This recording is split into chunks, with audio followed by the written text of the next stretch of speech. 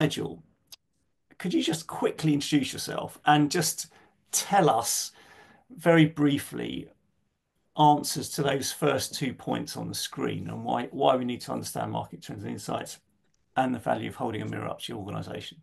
Over to you. Thank you. I could answer the other two. If I answer the other two, we're done with the webinar. Then we could be finished in 10 minutes. My name is Nigel Payne, and I see myself as a writer, as a consultant, as someone engaged with business, and also trying to learn from business and add learning into business. I've just published my fourth recent book, so I think it's 10 years. 4 books in 10 years. The fourth one is on organizational learning, which is something I think doesn't get enough attention, and I'm really passionate about it.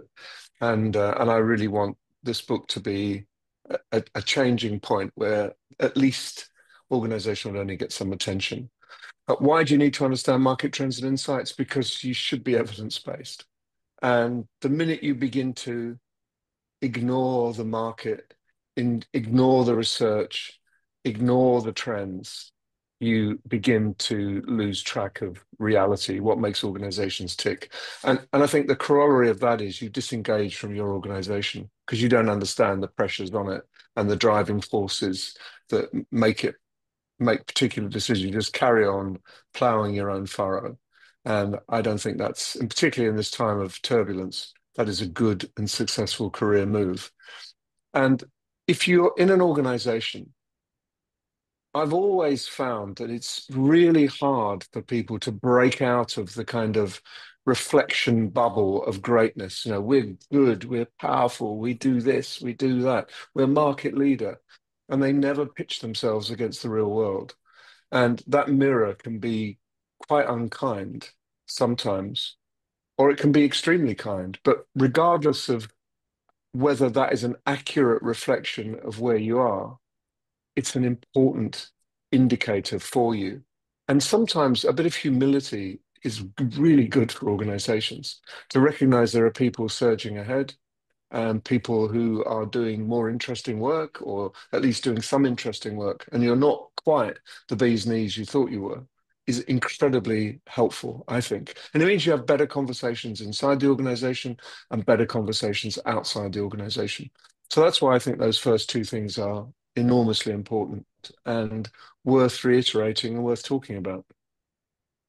Yeah, and I would just add that if anyone listens to our podcast, then it's actually a big feature of what we do, isn't it? We look at a lot of research for those reasons, and I love the idea of pitching yourself against the real world. I think, and whether the mirror is a kind or unkind reflection.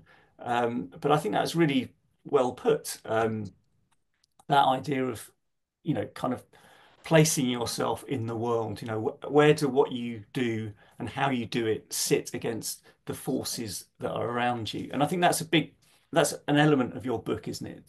Yes, it is. The importance of external insights. So that's pretty Yes, much, it's also a vital part of organizational learning, not just the book.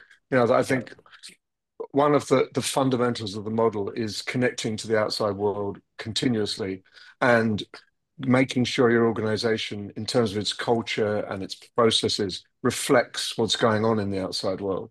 Because it's very easy to get washed up on a sandbank and find it very difficult to get back into water. It's like whales that get beached in New Zealand. They die more often than they go back into deep water, and that can be the problem. Organizations can get beached because they didn't see it coming. So yeah, it's all Yeah, about seeing it coming and maintaining those connections. that's great. So we're gonna let's have a quick look. I did share in the chat. I know there are um we've got 10 sort of data points that we wanted to discuss. So unless someone's got, I've put the topics in the chat. If you've got a priority, if you'd like us, Nigel, to talk about one of them in particular, then do let us know. Otherwise, well, let's just get into it. What we've got, as you can see, is we've got 5 topics here: business survival, AI, managers' skills and well-being. So where have they come from? Or part of our work. So as I said, we look at a lot of research through the podcast and our work at Insights Media. We put together a lot of research reports. So we've got well in excess of 100 just from this year, looking at the workplace generally and also talent, learning, and HR. So we've kind of got this fairly big source of data, and all of them are reasonable size bits of research. Um, so what we did was we shared some of these data points and said, what's important. Um, yes, we are. We're sharing it all, Viv. Don't you worry. Um, so Nigel, these two. What? Why these two? I think I think they're very interesting. If you go to the second one, that 93% of business leaders say we absolutely ensure the workforce has the time and resources to continuously learn. You talk to 90% of the workforce, and they would challenge that and say that's exactly the opposite of my experience. So there's a common, I think, a common gap between the aspirations of business leaders and the reality of the workforce, the workplace. So that's kind of scary in a way that 93% are sitting back saying, oh yeah, I do all this for my work. Oh, they love me. And as the place slowly goes down the Swanee or does less well than it could. So I think there's that need to engage with reality. The first 2 points on the previous slide echo for me for business leaders. If they believe that, go and talk to your workforce and ask them if they think that's true. And there's a big difference between ensuring the workforce has time and resources to continuously learn and the workforce actually continuously learning and putting that learning back into use to improve their productivity and capability. And so there's lots of gaps and fissures along that nice, neat line between I think my people should be learning as much as possible and the reality of work. And the first one is even more scary. That people are surviving in the present and not building for the future. So if Mm. close to half CEOs doubt that on a viable trajectory, you could argue, what the hell are you doing? And you could also argue that that is selling the workforce short because what it's really saying is that I'll be fine because I'll deliver the profits and I'll deliver the margins and then I'll get my bonus and then I'm going to clear off and leave it to someone else to clear up the mess because we discover we're not viable. So, I think anyone, any leader, any learning leader should be operating effectively in the present, thinking about how they can extend what they do and then also spending time thinking about how they can transform what they do. It's actually a model that McKinsey came up with called the Three Horizon model.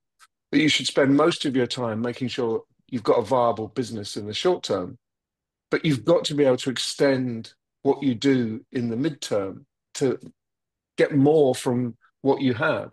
But you've also got to spend a little bit of time, maybe 5 or 10% of your time, thinking about blue sky. What comes next? Where do we go from here?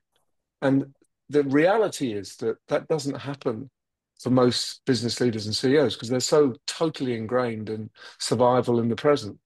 And that's a sign of poor organizations that don't have or appear not to have the time to do the important work of protecting their organization for the future. No one can protect it 100%, but you can do a lot better than driving straight into a Mm. brick wall.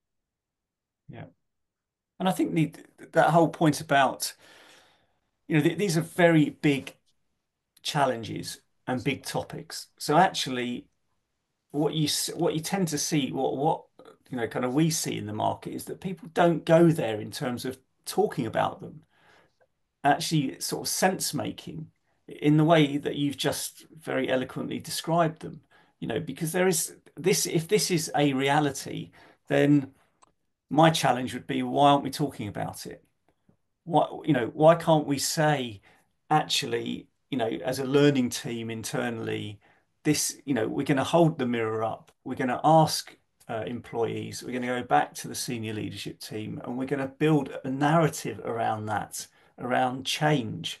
That seems to me to be a very powerful, compelling way to operate.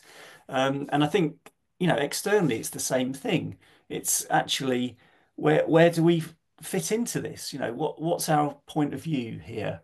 And how do we help if we're a supplier? How do we help organizations with this? What's our understanding of these kind of data points? And do we recognize them? Do our customers and, communities also recognize them? So I think, that would be does that make sense, Nigel? I think that's what I'm taking from what you're saying.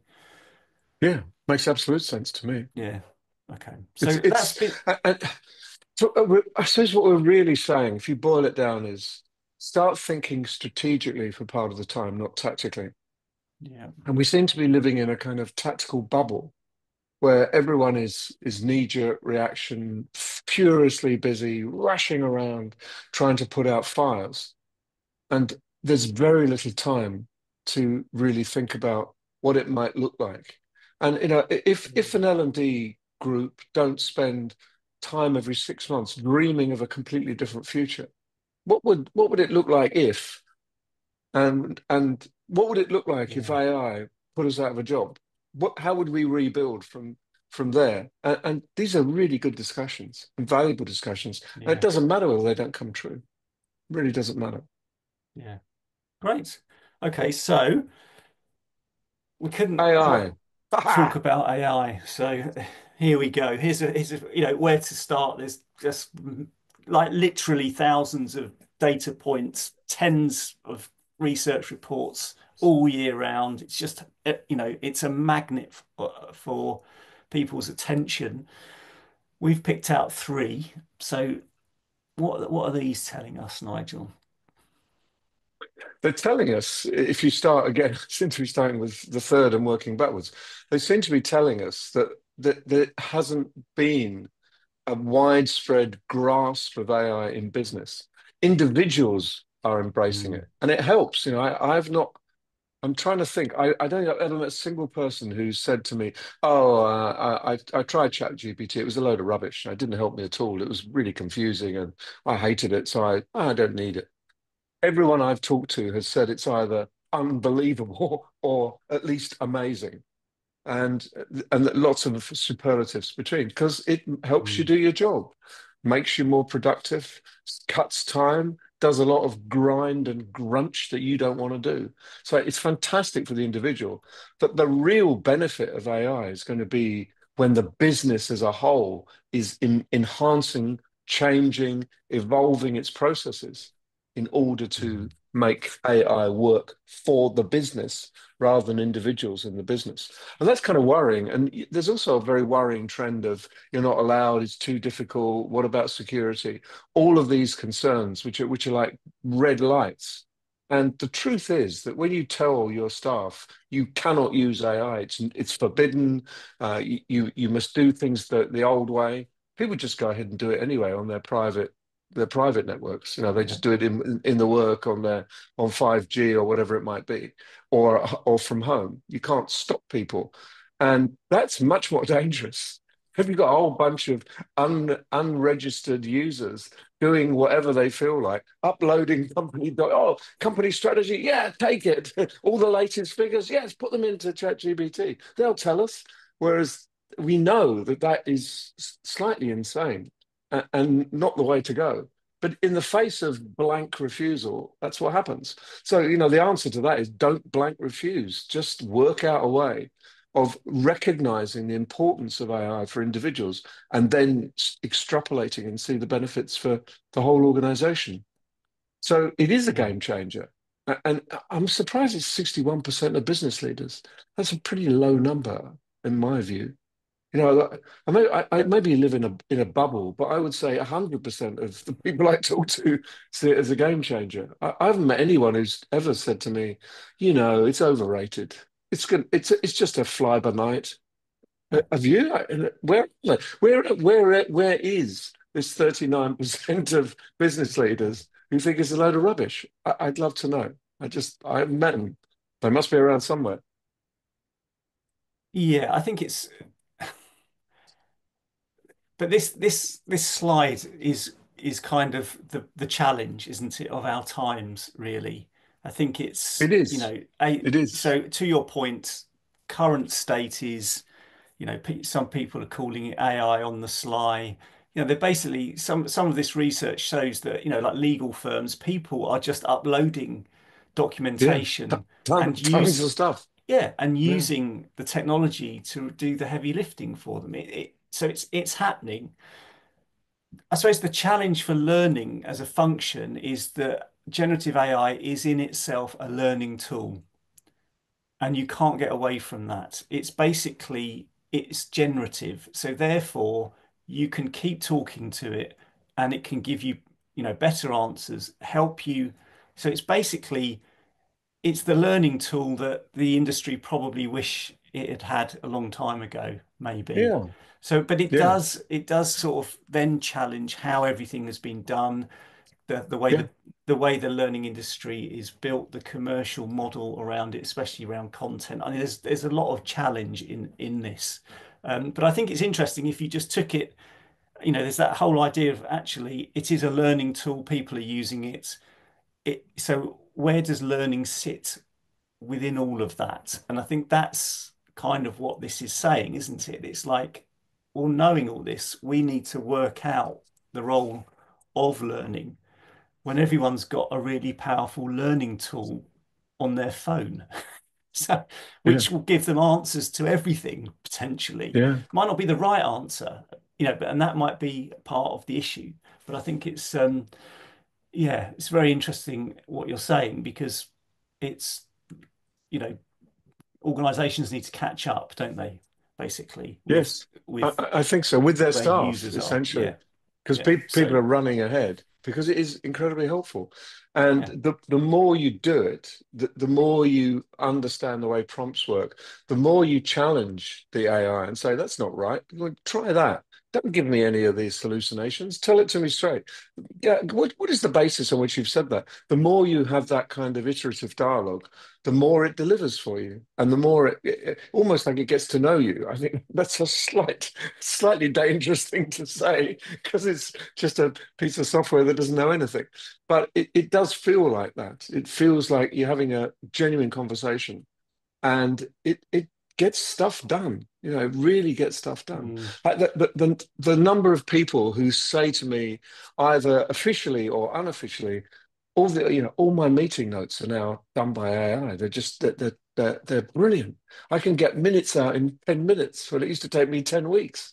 Yeah. I can get the key points out in a second. This is real labor of getting rid of all the grunt work, the horrible stuff. Who likes doing all that? Re-listening to a meeting that's been recorded and taking down the key points manually. Who wants to do that? And AI does it superbly well. Something it doesn't do so well, but it does that kind of thing superbly well. And the idea that somehow that is not allowed seems to me crazy, completely crazy. But I think If there's a means, there's a way. That it can be done. to your point, your earlier point about envisaging the future, I think this um, feels to me like this is where it needs to happen right now. Yeah. Because my concern is that this is a direct challenge to the learning function, this technology, and to a lot of learning technologies. So it Well, feels it to me, depends. I don't think that's true. It's a direct challenge to people who've got a view of learning, which is kind of competitive with AI. That they're trying to do the same thing, and the answer is it will do it. AI will do it better.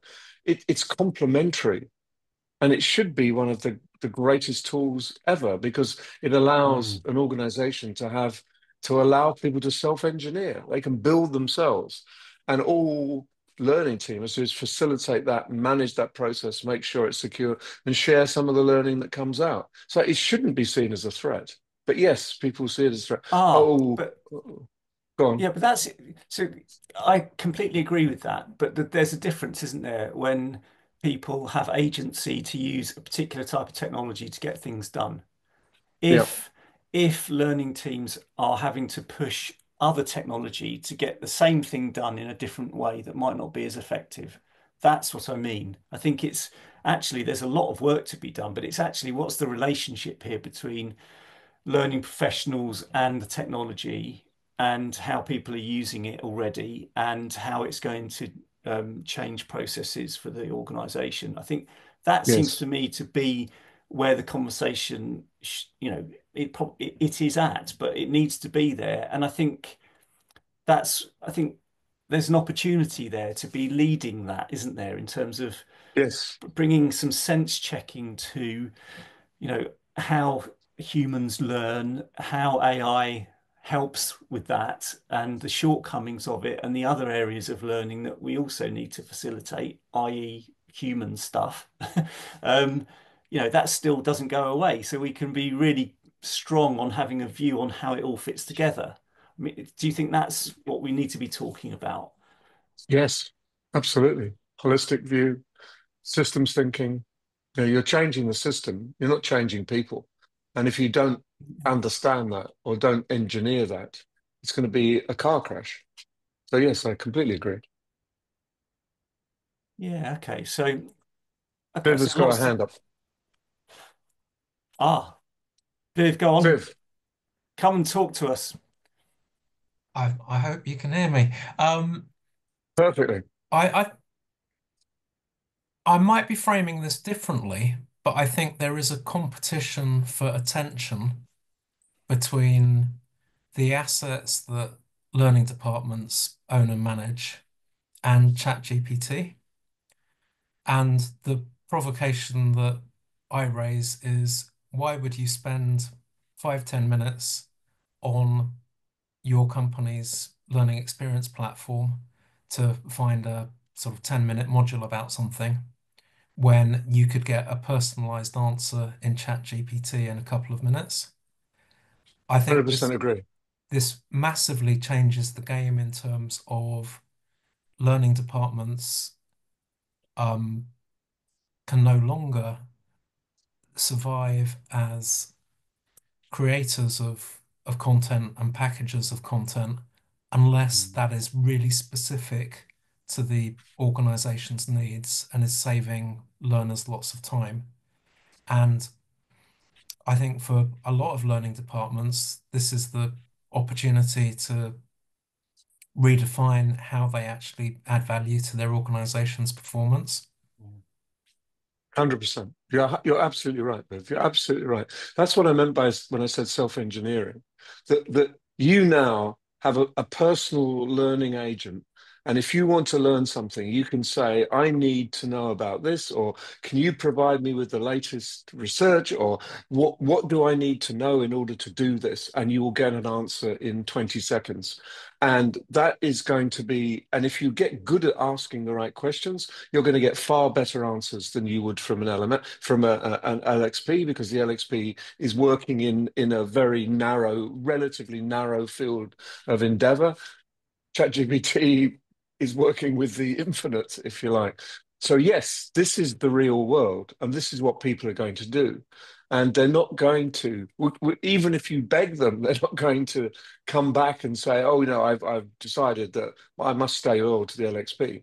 So therefore, you have to say, what is the role of learning leaders? And I think it's all about facilitating and helping that process, actually easing that process, because for a lot of people, it is not obvious how you get the best from, say, ChatGPT. You need help. You need prompt libraries. You don't need prompt hoarding.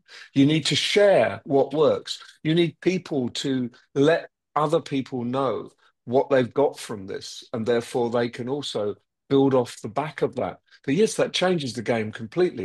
You're 100% right. I don't think it does away with L&D.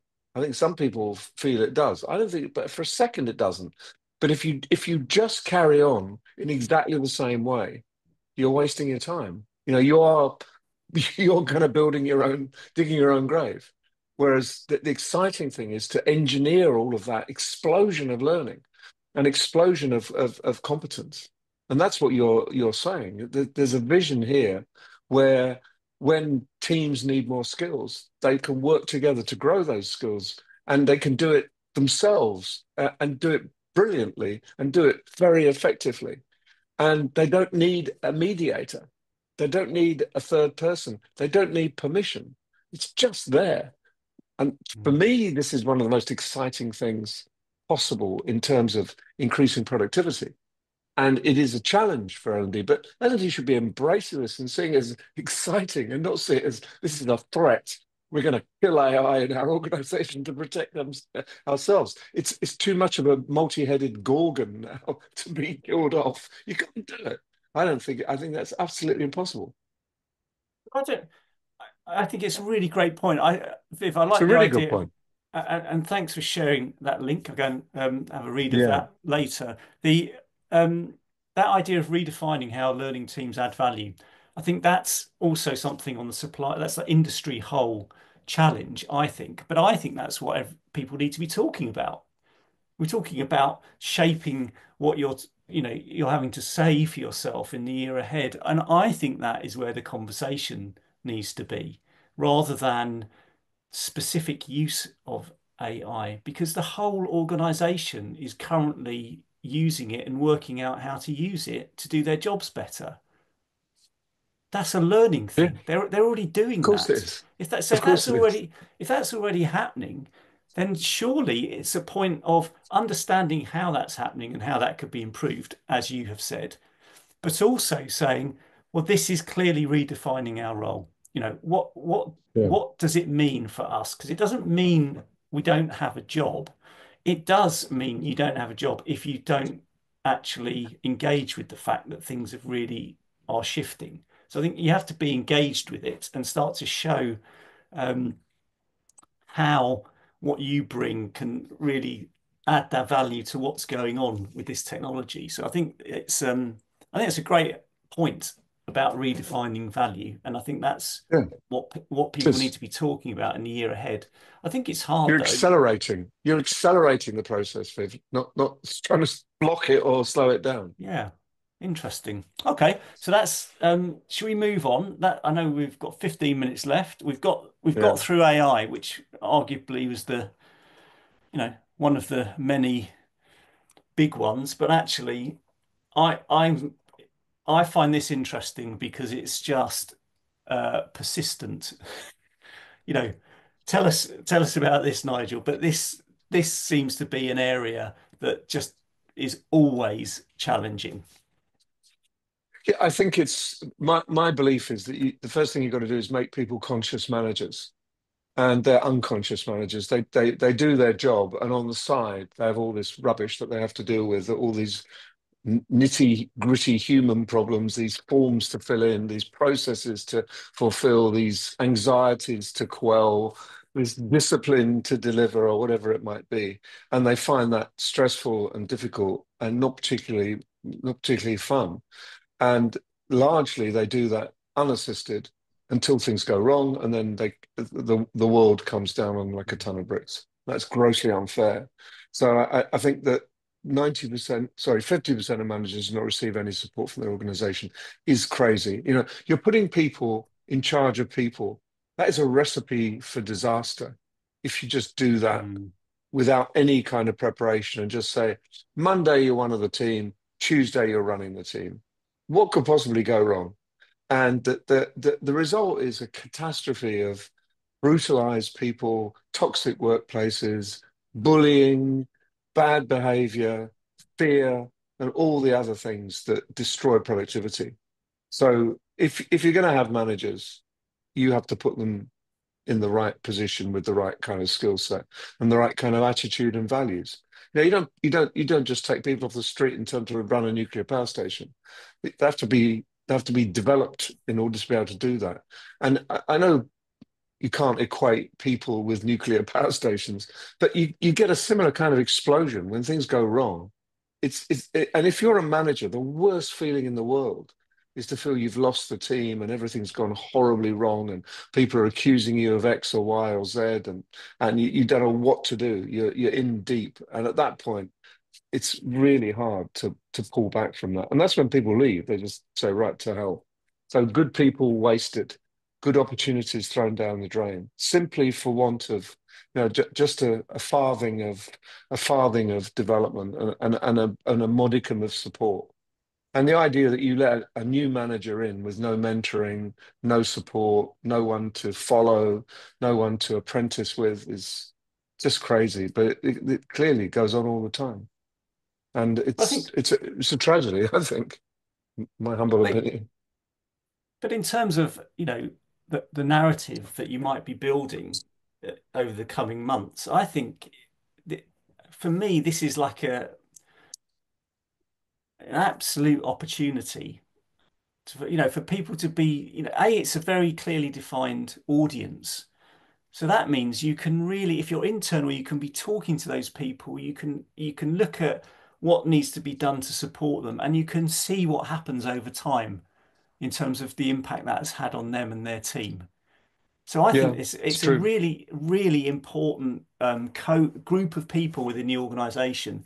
And from an external perspective, it's the same thing. If you are supporting managers, then you really need to get some of that data and understand in a kind of insight there to create some stories around how what you do is having a really good impact on these people. Because, um, as you say, they tend to not get the support they need, but they're critical to, a more productive, high performing business. So, Yeah, I would expect this to be an area where people really will be focusing on, especially, when you consider the previous slide, in terms of, the impact of AI, then actually this is an area that really is a very strong area for learning, I think.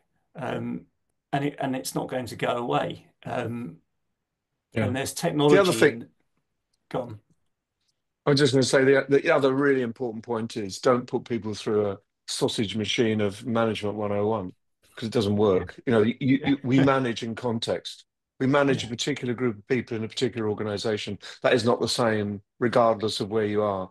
But yeah, so many solutions are put them on this program. There's a leadership development program here that will do you. And it's just vanilla.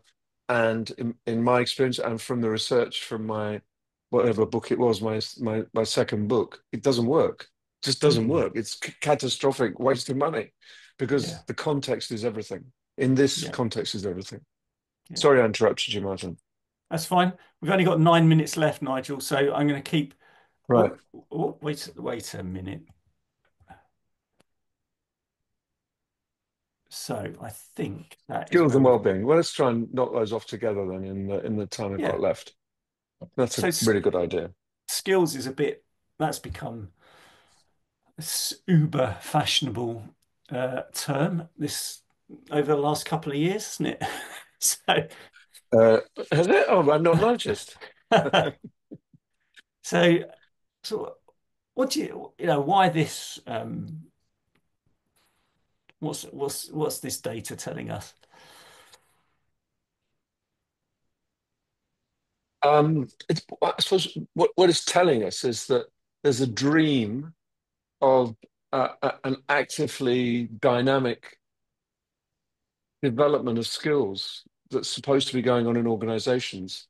And the reality is back to what we said, the focus on the day to day. So, on the one hand, a chief executive is saying, we want to become a skills based organization. On the other hand, the line manager is saying, get on with your job. What are you wasting your time? Do it now. I want more of you. Finish that before you can leave. So, there's a massive contradiction and challenge in doing all of that. And no one really understands what a skills-based organization looks like. And it certainly doesn't look like the organization that you're in now. If you don't change the structure and the way it works, forget about skills-based organizations. And the other thing is that the solution is often these unbelievably complex competence typologies or frameworks, which are, 6 levels, 1,200 skill bases that no one ever uses, apart from that they're presented to the board and they go, oh, wonderful, magnificent, this will really help. But it just gets put in a drawer. So, to Mm. me, that if this is a real good example of devolution, if you want organizations to be on a trajectory of constantly improving their skills, bring it right down to team level and say, right, you're responsible. Teams get together. You work out what you need. You work out how you're going to organize it. Use AI, Viv, uh, and build a continuous learning organization around those skills. You can't do it from top down, I don't believe. And I think fundamental things like job descriptions are totally toxic in this environment. Job descriptions are, you do these three things, Martin, but don't you dare step over the line and do this fourth one, even if you really want to do it, because that's not in your job description. Martin, that's your fault. It's in your job description. And that's rubbish. My image is that if you see a job description as a toothpaste tube, split it down the sides so the toothpaste oozes out, so that everyone is doing a job, building for the next element of that job, and also at the same time building for the next job. So you're working on three levels, and I think that makes jobs much more exciting. And chuck out job descriptions, because because the way you do your job will evolve every fortnight, and let it.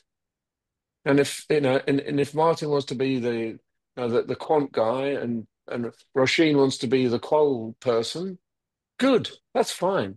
Doesn't mean Martin is forced to do qualitative analysis and Roisin is forced to do quantitative analysis, because that's in your job description. You both got to do it, regardless of whether you have any aptitude. So it allows skills to move towards what people are interested in, and therefore evolve their roles in the organization. So it's a very dynamic, fluid kind of organization. And I think it's so glib to say, oh yeah, we're moving towards this. It's much more challenging. And there are few organizations who live that, maybe one or two, or maybe one parts of one or two. So I'm not convinced. So I think just quickly, so there are some caveats there. If you're talking about skills, um, then you really need to not, there's a lot of stuff being bandied around out there, which if I think falls into the category you've just outlined.